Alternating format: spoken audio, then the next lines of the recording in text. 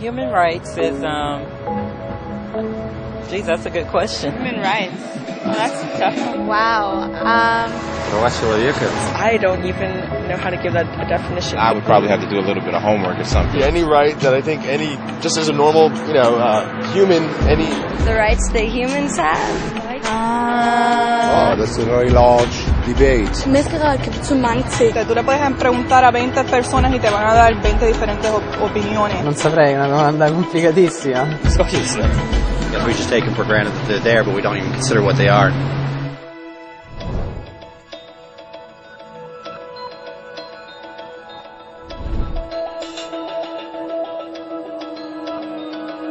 Human rights are the rights you have simply because you're human. It's how you instinctively expect and deserve to be treated as a person, like the right to live freely, to speak your mind, and to be treated as an equal. There are many kinds of rights. Most apply to a certain group. But human rights are the only ones that apply to absolutely everyone, everywhere. That means kids, old people, poor people, basketball players, garbage men, rappers, teachers, Africans, Indians, Albanians, Christians, Muslims, Kabbalists, atheists, your mom, your dad, your next door neighbor, and you all have the exact same human rights. In other words, they're universal. But the question remains, what are they? Name the human rights? What the human rights are? The right to live. Equality between all peoples. Right to religion, the right to... Is there supposed to be a list somewhere I should be aware of? According to the United Nations, there are a total of 30 human rights, which are usually lumped together and called simply human rights. They're all listed out in the Universal Declaration of Human Rights, which is the world's most widely accepted document on the subject. But it was a long time in coming. At first, there were no human rights. If you were in with the right crowd, you were safe. If you weren't, well, you weren't. But then a guy named Cyrus the Great decided to change all that. After conquering Babylon, he did something completely revolutionary. He announced that all slaves were free to go. He also said people had the freedom to choose their religion, no matter what crowd they were a part of. They documented his words on a clay tablet known as the Cyrus Cylinder. And just like that, human rights were born. The idea spread quickly to Greece, to India, and eventually to Rome. They noticed that people naturally followed certain laws, even if they weren't told to. They called this natural law, but it kept getting trampled on by those in power. Not until 1,000 years later in England did they finally get a king to agree that no one can overrule the rights of the people, not even a king. People's rights were finally recognized, and they were now safe from those in power. Kind of. It still took a bunch of British rebels declaring their independence before the king got the point that all men are created equal. Which isn't to say he liked the idea, but he couldn't stop them, and America was born. The French immediately followed with their own revolution for their own rights. Their list was even longer, and they insisted that these rights weren't just made up. They were natural. The Roman concept of natural law had become natural rights. Unfortunately, not everyone was so thrilled. In France, a general named Napoleon decided to overthrow the new French democracy and crown himself emperor of the world. He almost succeeded. But the countries of Europe joined forces and defeated him. Human rights was again a hot topic. They drew up international agreements, broadly granting many rights across Europe. But only across Europe. The rest of the world somehow still didn't qualify. Instead, they got invaded, conquered, and consumed by Europe's massive empires.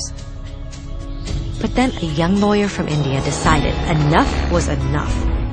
His name was Mahatma Gandhi, and in the face of violence, he insisted that all people of Earth had rights, not just in Europe. Eventually, even Europeans started to agree. But it wasn't going to be that easy. 2 world wars erupted. Hitler exterminated half the Jewish population of Earth in horrifying Nazi death camps. And all told, 90 million people died.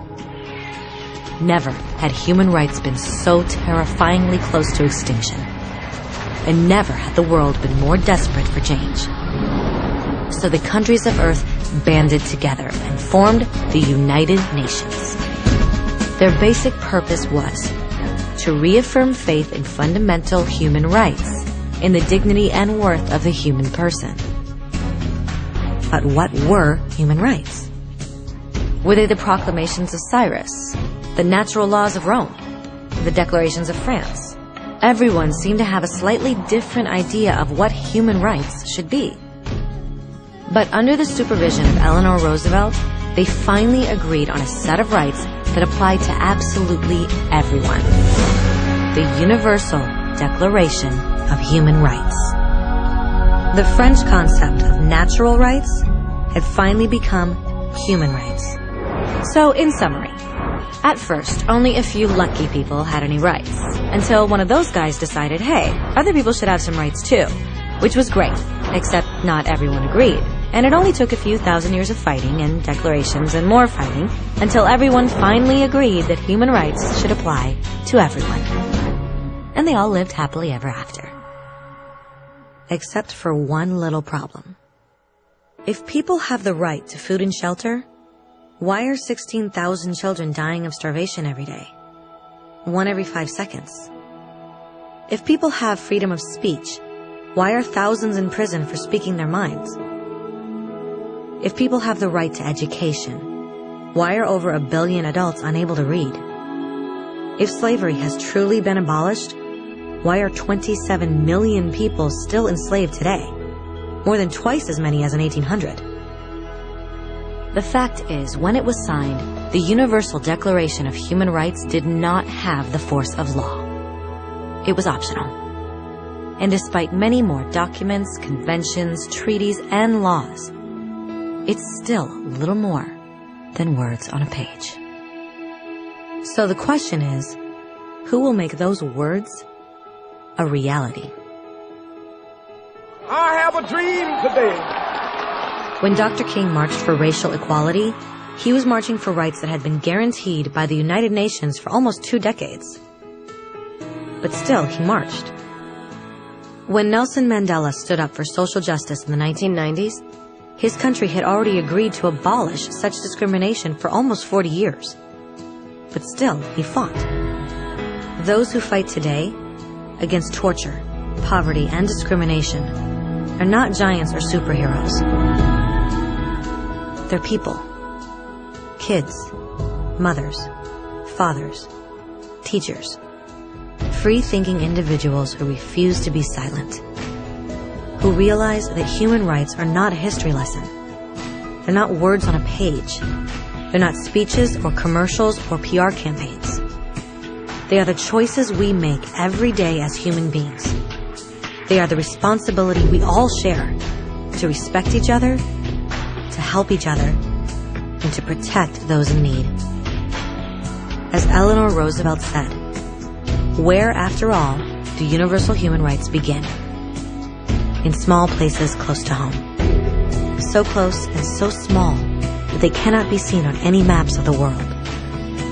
Yet they are the world of the individual person, the neighborhood he lives in, the school or college he attends, the factory, farm, or office where he works. Such are the places where every man, woman, and child seeks equal justice, equal opportunity, equal dignity without discrimination. Unless these rights have meaning there, they have little meaning anywhere.